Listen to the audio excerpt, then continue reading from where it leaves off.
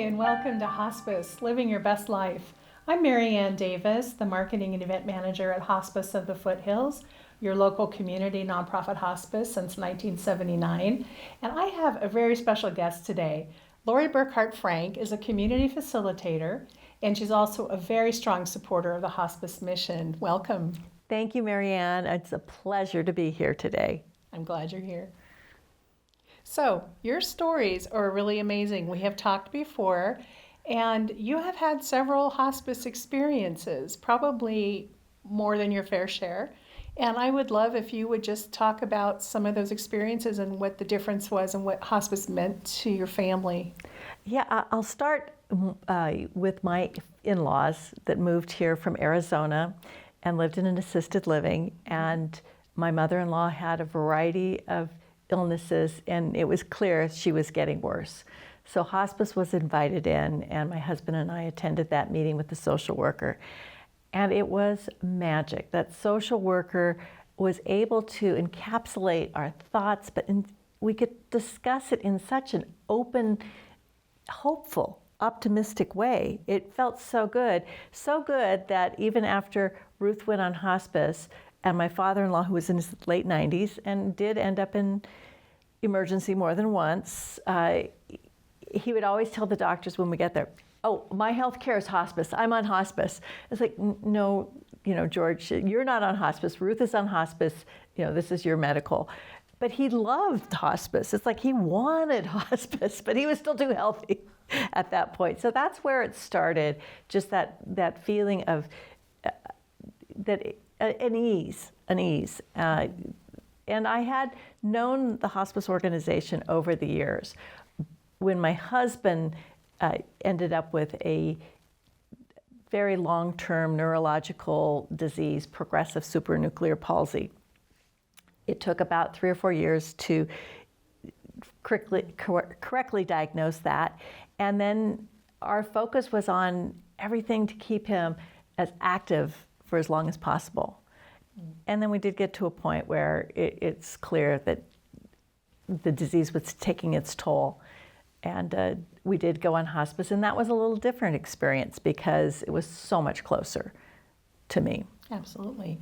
And talking about your father-in-law, when he was excited to be on hospice, was one quick point is, it is for the entire family. It's not just for the patient, so I can understand his excitement. He was gung-ho. He wanted to talk to every doctor in that emergency room about how great hospice was. Absolutely. So it had to have been difficult with your husband. It was very emotional, even though I knew from my just work in the community and knowing hospice over the years and my experience with my in-laws, how great hospice was, but still making that switch. And my husband, he was a fighter. He was going to physical therapy and water therapy and trying to keep his muscles working as long as possible. But he did not want to face this disease head on. He looked to me to do that. And I'd done a lot of research. I knew where it was going, and I just felt we needed more help. And it was just very difficult to dig down deep and to make that call. And even though I knew it wasn't giving up, it felt like giving up, and I had to get over that to invite hospice in. And he wasn't all that happy with me that I'd made the appointment. Oh, really? Yeah, he was disappointed. But then the social worker came, and the social worker, she just worked magic. And the conversation that she was able to have with such ease with my husband and myself was so amazing, because I was still in this fight mode, and we've got to keep you healthy, and I've got to feed you good food, and we've got to go do these exercise classes. And she said, "It sounds to me like you're getting a little tired. Do you want to keep fighting?" He says, "No, I'm tired. I don't want to fight." And that was such a shift. And I had not been in a place where I could give him the space to have that conversation, because I couldn't have it without the help of the social worker, and that was our first step. Wow, that's powerful. So the care team that does come with a hospice team is so critical to the care of the entire family, Yes. as you know. Yes, Yeah. and that is what I had been looking for, because in my mind, I'd never been the one in leading a major health challenge. And he had a rare disease, progressive supranuclear palsy, which most of our doctors initially didn't know what it was. So doing research and trying to figure this out and really being the strong advocate and feeling very alone. And all of a sudden we were part of hospice, and I just loved not feeling alone. You know, there was a whole team I could call, and that my husband loved the relationships that he built. I mean, his nurse was just like handpicked for him, you know, so, and I still run into her and just, we always hug. It's so nice to see her.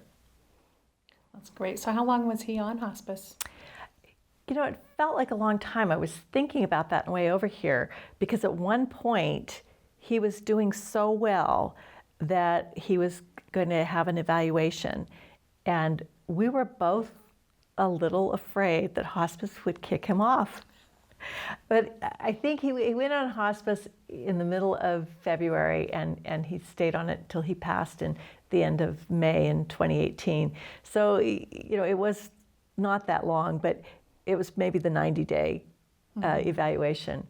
But that's what, it gave us such hope, and he really did have such an improved quality of life because of the hospice team. And just having that regular care of people coming to our home and checking in on us, and not having to wait 6 months for a doctor's appointment and all the effort that would go into getting down to Sacramento, to basically be said, yeah, you're pretty much in the place in the disease we expect you to be, and we'll see you in 6 months if you're around. It just was, I always felt like I was falling off of a ledge after a doctor's appointment. And after a hospice appointment, I, you know, had just felt so supported, so excited to see them again in a few days. It's just a completely different experience. Wow. Well, I'm glad we were there for you. Absolutely. Then did you have an experience with your father? I did have my father, 4 years after my husband passed away. I guess it was like a year and a half, a couple of years after my husband passed away, my father had prostate cancer.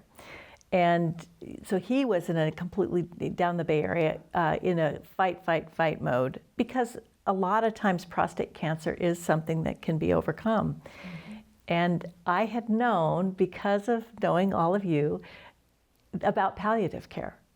And palliative care is the care that you get to work with a team of professionals that help you, the way hospice folks do, address a chronic disease like cancer and other diseases. And he just was in so much pain. And they presented him with an opportunity to do some nuclear medicine, and it was going to be just not what he wanted, and things weren't going in the direction we'd hoped. And I said, let's talk to your doctors about palliative care. And I didn't want to push too much because my parents are in charge of their lives, but I was there quite a bit. And I did know because of all of you.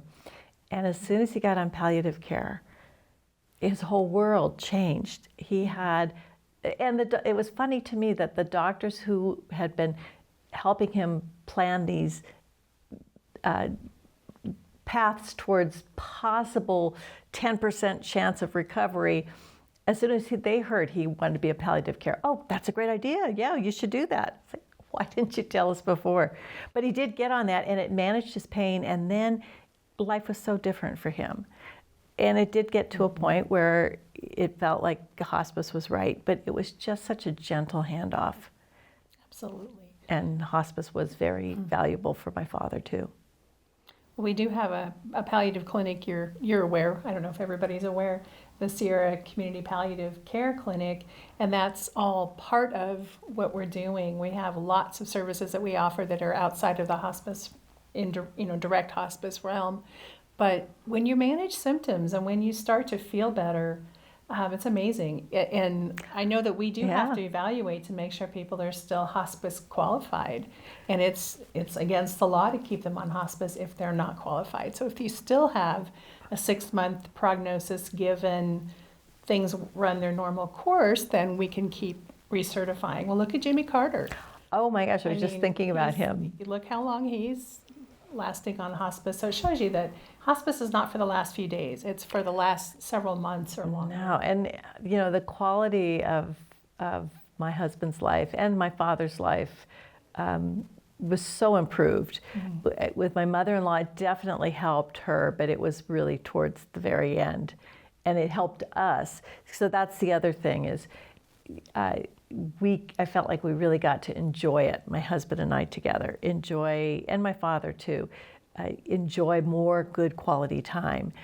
But at the very end, like with my mother-in-law, she was on hospice and she'd taken a fall, and we decided we're not sending her to the hospital because at that point she was days away from dying anyway. So they made sure she was comfortable.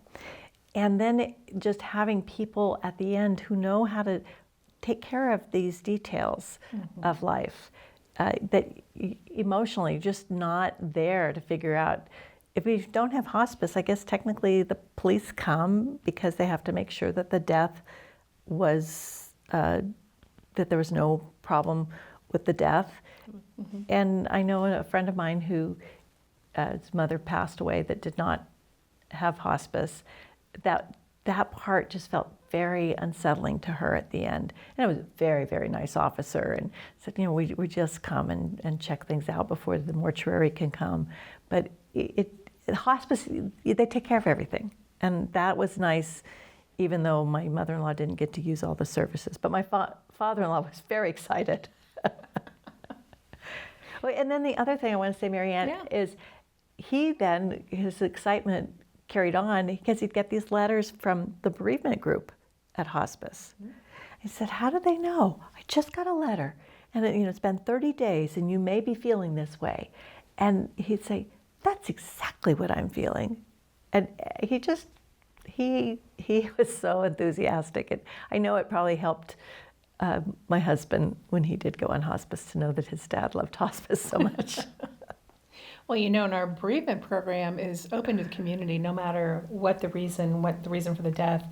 You do not have to have had anyone on our service. And I think that's a really huge benefit to our community, and it's completely free.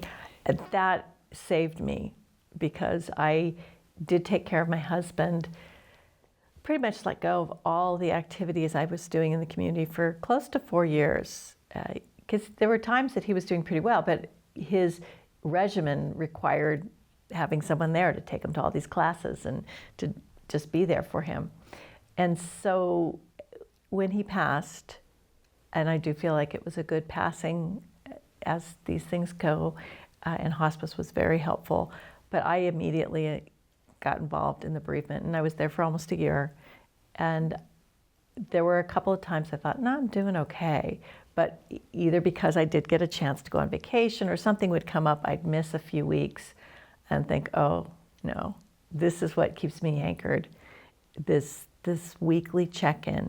And I always loved how they said, it's an opportunity to touch our grief because we don't have to be in this grieving spot all the time, but it's okay if you are.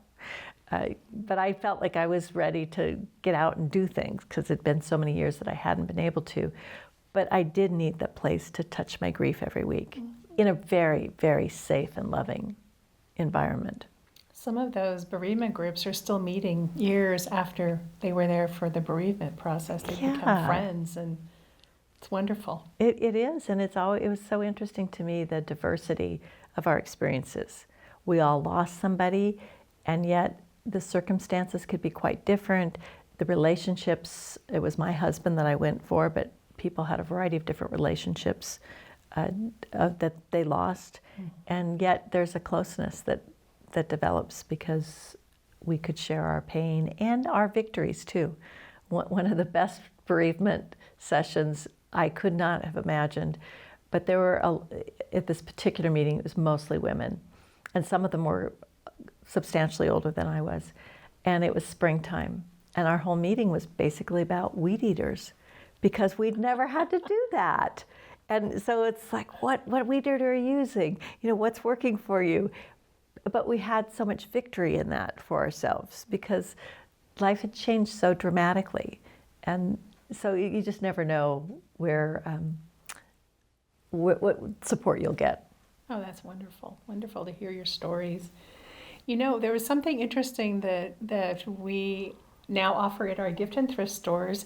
It's a game, and I thought, would you be willing to play a little bit of the death I would deck? be. This is the coolest thing. I wish I had invented it, but I did not.